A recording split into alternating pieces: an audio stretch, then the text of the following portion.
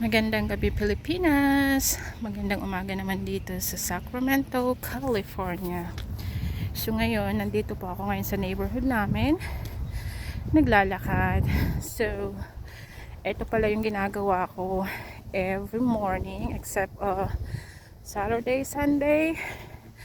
Kapag nasa school yung anak ko, syempre, ito yung ginagawa kong libangan ko pag ako hindi busy, naglalakad-lakad.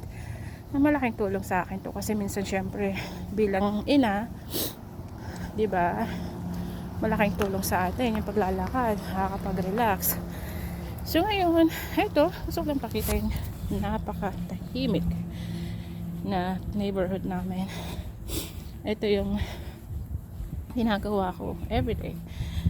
Ang kinaganda kasi dito, kahit gabi, lalakad din ako mga around 8 pag may time pa ako. Napaka-safe talaga. Kumbaga, hindi ka matatakot kasi 'di ba? Safe nga. So, yun lang.